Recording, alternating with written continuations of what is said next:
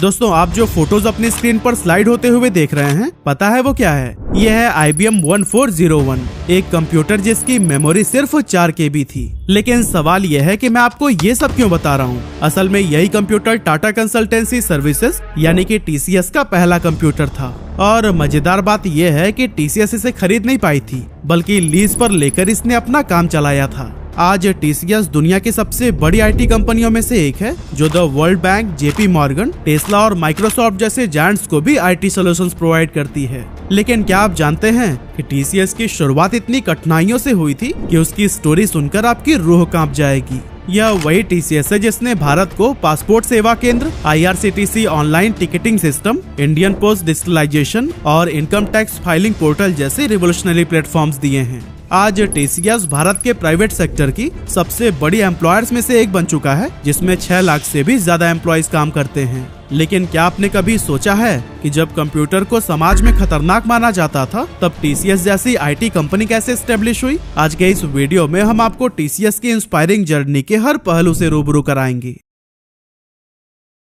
तो दोस्तों इस कहानी की शुरुआत होती है 1960s से, जब टाटा ग्रुप के सीनियर मैनेजमेंट की एक काफी इंपॉर्टेंट मीटिंग रखी गई, जिसमें ग्रुप की अलग अलग कंपनीज के ऑपरेशंस और फ्यूचर प्लानिंग पर बात होनी थी। उस टाइम टाटा ग्रुप के चेयरमैन थे JRD टाटा, जबकि सीनियर एग्जीक्यूटिव और JRD टाटा के सलाहकार थे उनके अपने ही brother in law Leslie Sawhney. इस मीटिंग में डिस्कशन के दौरान लेस्ली साहनी ने एक बड़ा इशू उठाया। उन्होंने कहा, हमारी कंपनीज के इतने सारे डेटा को अब मैन्युअली मैनेज करना बहुत कठिन हो चुका है, इसीलिए हमें अब कंप्यूटर में डेटा स्टोर करने के बारे में सोचना चाहिए। और फिर इसके लिए उन्होंने अपनी खुद की IT कंपनी बनाने का प्रपोजल रखा। अब वैसे तो यह आइडिया JRD टाटा को बहुत पसंद आया, लेकिन इसका इम्प्लीमेंटेशन उतना आसान नहीं था जितना ये सुनने में लग रहा था, क्योंकि उस टाइम इंडिया में ना तो एक भी कंप्यूटर था और ना ही ऐसे प्रोफेशनल्स जो कि उसे ऑपरेट कर पाए। काफी सोच विचार करने के बाद से JRD टाटा ने टाटा एडमिनिस्ट्रेटिव सर्विस यानी कि TAS से कुछ हाईली स्किल्ड लोगों को इस काम के लिए सिलेक्ट किया। लेकिन TAS ही क्यों?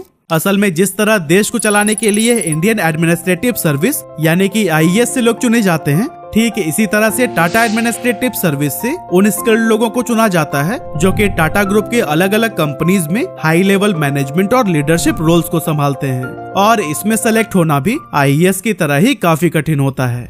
अब लोगों को तो चुन लिया गया था, लेकिन सबसे बड़ा चैलेंज था कि कंप्यूटर का इंतजाम कैसे करें, क्योंकि इंडिया में उस टाइम कंप्यूटर थे ही नहीं और टाटा के पास भी इस प्रोजेक्ट के लिए बहुत कम बजट था, जिसकी वजह से वह बाहर के देशों से महंगे कंप्यूटर्स नहीं खरीद सकते थे।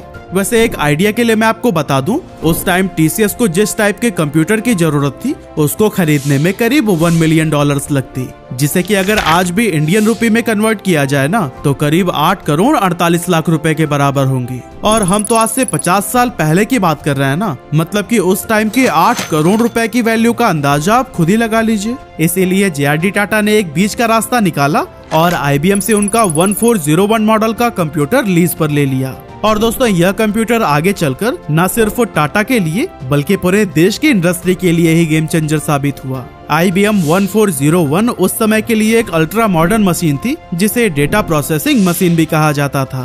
वैसे तो यह उस टाइम का सबसे पॉपुलर कंप्यूटर मॉडल था, लेकिन आज के लैपटॉप और PC से अगर हम कंपेयर करें तो यह काफी अलग था। असल में ये कंप्यूटर एक पूरे कमरे के साइज का था, जिसकी मेमोरी सिर्फ 4 KB थी। फिर भी उस दौर में ये ऑर्गेनाइजेशंस के लिए डेटा मैनेजमेंट और ऑटोमेशन का एक बहुत ही बेहतरीन टूल साबित हुआ। तो दोस्तों इस तरह से अब JRD टाटा के पास अब अपनी कंपनी के लिए प्रोफेशनल्स की एक छोटी सी टीम थी और कंप्यूटर का भी इंतजाम हो चुका था। ऐसे में 1966 के दौरान उन्होंने मुंबई के चर्च गेट एरिया में मौजूद निर्मल बिल्डिंग के अंदर अपना पहला ऑफिस सेटअप किया और कंपनी का नाम रखा टाटा कंप्यूटर सिस्टम्स, जिसे कि कुछ टाइम के बाद ही बदलकर टाटा कंसल्टेंसी सर्विसेज यानी कि TCS कर दिया गया था। जल्द ही TCS की टीम ने इस कंप्यूटर की मदद से पंच कार्ड को प्रोसेस, डेटा स्टोर और एनालाइज करना शुरू कर दिया। अब आप सोच रहे होंगे कि ये पंच कार्ड क्या होता है। असल में पंच कार्ड एक रेक्टेंगुलर कागज का टुकड़ा होता था, जिस पर छोटे छोटे होल्स पंच किए जाते थे और हर होल एक नंबर या कैरेक्टर को रिप्रेजेंट करता था। ये होल्स एक स्पेशल मशीन जिसे पंच कार्ड रीडर कहते हैं उसके जरिए पढ़े जाते थे और रीडर उन होल्स को स्कैन करके डेटा को प्रोसेस करने का काम करता था। शुरुआत में टीसीएस का पहला काम अपनी ही सिस्टर कंपनी टिस्को, जिसे अब टाटा स्टील के नाम से जाना जाता है, उसके लिए डेटा प्रोसेसिंग करना था। इसके बाद टीसीएस ने टेल्को, जिसे आज हम टाटा मोटर्स के नाम से जानते हैं, उनके लिए भी काम करना शुरू कर दिया। लेकिन दोस्तों इस टाइम तक टीसीएस की टीम बिना किसी लीडर के अंडर काम कर रही थी और उनके लिए कोई डिफाइंड गोल भी नहीं था। इसीलिए जेआरडी टाटा ने 1968 में एफसी कोहली यानी कि फकीर चंद कोहली को टीसीएस का जनरल मैनेजर बना दिया। आपको बता दें कि एफसी कोहली उस समय टाटा इलेक्ट्रिक कंपनी में चीफ इंजीनियर के तौर पर काम कर रहे थे और उनका टीसीएस में आने का कोई इरादा नहीं था। इसीलिए उन्होंने साफ साफ जेआरडी टाटा जी से कहा, सर मुझे कंप्यूटर के बारे में कुछ भी नहीं पता, मैं तो टाटा इलेक्ट्रिक में ही ठीक हूँ। लेकिन जेआरडी टाटा एफसी कोहली के टैलेंट को पहचानते थे, इसीलिए उन्होंने कहा कि कंप्यूटर तो कोई नहीं जानता इंडिया में, किसी को तो शुरुआत करनी होगी ना। इस तरह से ना चाहते हुए भी कोहली को टीसीएस की जिम्मेदारी संभालनी पड़ी। लेकिन बाद में उन्होंने कंपनी को इतनी ऊंचाइयों पर पहुंचा दिया कि आज उन्हें इंडियन आईटी इंडस्ट्री का फादर कहा जाता है। हालांकि उनके लिए इंडिया में मार्केट बिल्ड करना आसान बिल्कुल भी नहीं था, क्योंकि यहाँ पर पहले से कोई बेंचमार्क नहीं था और टीसीएस को सब कुछ जीरो से ही करना पड़ रहा था। ऐसे में कुछ टाइम के बाद से कोहली साहब को महसूस हुआ कि सिर्फ टाटा ग्रुप की कंपनीज का ही डेटा मैनेज करने से कुछ भी अर्निंग हो नहीं रही है, तो क्यों ना कमाई बढ़ाने के लिए बाहर की कंपनीज को भी अपनी सर्विसेज ऑफर की जाए। लेकिन सबसे बड़ा सवाल तो ये था कि उनकी ये सर्विसेज लेगा कौन, क्योंकि जैसा कि हमने आपको पहले ही बताया कि इंडिया में कंप्यूटर और डेटा प्रोसेसिंग का कोई ट्रेंड नहीं था और मार्केट में ऐसी मानसिकता फैली हुई थी कि कंप्यूटर के आने के बाद से नौकरियां चली जाएंगी और ये लोगों के रोजगार के लिए खतरा बन जाएगा। इवन सरकार भी कुछ इसी तरह की ही सोच रखती थी, इसीलिए लोगों के मन में कंप्यूटर को लेकर एक गलत इमेज बन गई थी, जिससे टीसीएस के लिए क्लाइंट ढूंढना एक बहुत बड़ा टास्क बन गया। लेकिन फिर भी काफी मेहनत और कोशिशों के बाद टीसीएस को अपना पहला प्रोजेक्ट मिल गया, जो था सेंट्रल बैंक ऑफ इंडिया के लिए। असल में इन्हें सेंट्रल बैंक ऑफ इंडिया की ब्रांचेस के बीच ट्रांजैक्शंस को मैनेज करने के लिए एक सिस्टम बनाने की जिम्मेदारी दी गई, जिसे इंटर ब्रांच रिकॉन्सिलेशन सिस्टम कहा गया। ये प्रोजेक्ट न सिर्फ बैंक के लिए बल्कि टीसीएस के लिए भी बेहद इम्पोर्टेंट था। इस तरह से टीसीएस की टीम ने पूरे डेडिकेशन के साथ इस प्रोजेक्ट पर काम करना शुरू किया और बहुत कम समय में इसे कंप्लीट करके दिखाया। इस सक्सेस की बदौलत बहुत ही जल्द कंपनी को 14 अलग अलग बैंकों से प्रोजेक्ट्स मिल गए। साथ ही उन्हें यूनिट ट्रस्ट ऑफ इंडिया यानी कि यूटीआई की तरफ से भी एक प्रोजेक्ट मिला, जिसमें टीसीएस को इन्वेस्टमेंट डेटा को मैनेज करने की जिम्मेदारी सौंपी गई। अब दोस्तों यहाँ तक तो सब कुछ ठीक चल रहा था और धीरे धीरे ही सही, लेकिन टीसीएस ग्रोथ की ओर बढ़ रहा था। पर तभी इंदिरा गांधी की सरकार ने बैंकों का नेशनलाइजेशन कर दिया। अब चूंकि सरकार कंप्यूटर के खिलाफ थी, इसीलिए बैंक से मिलने वाले प्रोजेक्ट अचानक से बंद हो गए, जिससे कि टीसीएस को बड़ा झटका लगा। यहाँ तक कि एक टाइम तो ऐसा भी आया था जब एफसी कोहली ने जेआरडी टाटा को वार्न भी कर दिया था कि अगर जल्द ही कोई नए प्रोजेक्ट नहीं मिले तो फिर टीसीएस को बंद करना पड़ सकता है। हालांकि इसी दौरान एफसी कोहली और उनकी टीम ने खूब मेहनत की और नए क्लाइंट्स ढूंढते रहे। इसी खोजबीन के दौरान 1970s में एफसी कोहली को अमेरिका के IEEE यानी कि institute of electrical and electronics engineer के बोर्ड ऑफ डायरेक्टर के रूप में सेलेक्ट कर लिया गया, जिस वजह से उन्हें कुछ समय के लिए अमेरिका जाना पड़ गया। वहां जाने के बाद कोहली साहब ने सोचा कि जब इंडिया में टीसीएस के लिए प्रोजेक्ट नहीं मिल रहे हैं तो क्यों ना यहीं पर तलाश की जाए। इसी सिलसिले में उनका कांटेक्ट बरोज कॉर्पोरेशन से हुआ, जो कि कंप्यूटर बनाने का काम करती थी और ये कंपनी अपने कंप्यूटर के लिए एक हेल्थ केयर सॉफ्टवेयर डेवलप करना चाहती थी। ऐसे में एफसी कोहली ने उन्हें भरोसा दिलाया कि टीसीएस उनका ये काम एफिशिएंटली कर सकती है। और दोस्तों एफसी कोहली के कॉन्फिडेंस से इम्प्रेस होकर बरोज ने 1973 में टीसीएस के साथ में पार्टनरशिप कर ली और कंपनी को $24,000 का कॉन्ट्रैक्ट दे दिया, जो कि भारत की पहली आईटी आउटसोर्सिंग डील थी।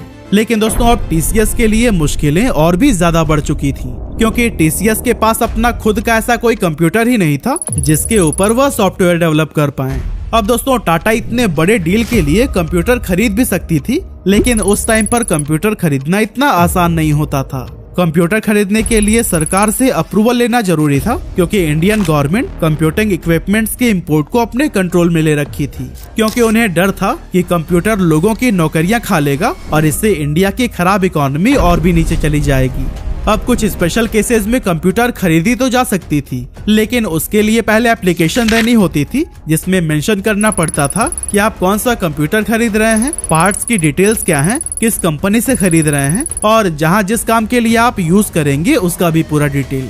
मतलब कि अप्रूवल मिलने में ही 9 से 12 महीने का समय लग जाता था। लेकिन बरोस कॉर्पोरेशन अपने सॉफ्टवेयर के लिए इतना इंतजार नहीं कर सकता था, तो फिर अब करे तो क्या करें। उस मुश्किल सिचुएशन में टीसीएस के सामने बस एक ही रास्ता बचा था और वो था एलआईसी का कंप्यूटर इस्तेमाल करना। असल में टीसीएस को आईएसआई यानी कि इंडियन स्टैटिस्टिकल इंस्टीट्यूट से आईसीएल कंपनी का एक कंप्यूटर इस्तेमाल करने की परमिशन मिली हुई थी, जो कि असल में एलआईसी का था। इस कंप्यूटर का इस्तेमाल एलआईसी अपने कामों के लिए करता था, लेकिन इसे ऑपरेट करने की जिम्मेदारी आईएसआई की थी। मगर यहाँ पर भी एक अड़चन आ गई। एलआईसी के एम्प्लॉय यूनियन ने यह कहकर टीसीएस को कंप्यूटर इस्तेमाल करने से रोक दिया कि किसी बाहरी कंपनी को उनके सिस्टम का एक्सेस देना सही नहीं होगा। उन्हें डर था कि इससे ऑर्गेनाइजेशन की डेटा और प्राइवेसी पर असर पड़ेगा। अब वैसे तो इस प्रॉब्लम को सॉल्व करना इतना आसान नहीं था, लेकिन एफसी कोहली ने यहाँ बहुत समझदारी से काम लिया और उन्हें किसी तरह से कन्विंस किया कि टीसीएस सिर्फ अपने सॉफ्टवेयर प्रोजेक्ट के लिए ही कंप्यूटर का यूज करेगी। इससे एलआईसी के डेटा या उनके काम पर कोई फर्क नहीं पड़ेगा। आखिरकार उनकी इस बातचीत के बाद से एम्प्लॉय यूनियन ने ट्रस्ट करके टीसीएस को कंप्यूटर इस्तेमाल करने की परमिशन दे दी और फिर काफी डिफिकल्टीज के बाद ही सही टीसीएस ने एक ऐसा हेल्थ केयर सॉफ्टवेयर डेवलप किया जो कि बरोस कॉर्पोरेशन को काफी पसंद आया। इस प्रोजेक्ट को कंप्लीट करके न सिर्फ कंपनी का कॉन्फिडेंस बढ़ा, बल्कि ये भारत के आईटी इंडस्ट्री के लिए एक मील का पत्थर साबित हुआ। इस हेल्थ केयर सॉफ्टवेयर के बाद भी टीसीएस ने बरोस कॉर्पोरेशन के लिए कई सारे सॉफ्टवेयर डेवलप किए और दोस्तों इन प्रोजेक्ट्स की ही बदौलत 1976 में टीसीएस ने $1 मिलियन का एक्सपोर्ट रेवेन्यू क्रॉस कर लिया था। साथ ही उसे इंजीनियरिंग एक्सपोर्ट प्रमोशन काउंसिल की तरफ से टॉप एक्सपोर्टर का भी अवार्ड दिया गया। लेकिन अनफॉर्चुनेटली 1978 में टीसीएस और बरोस के बीच की ये पार्टनरशिप टूट गई।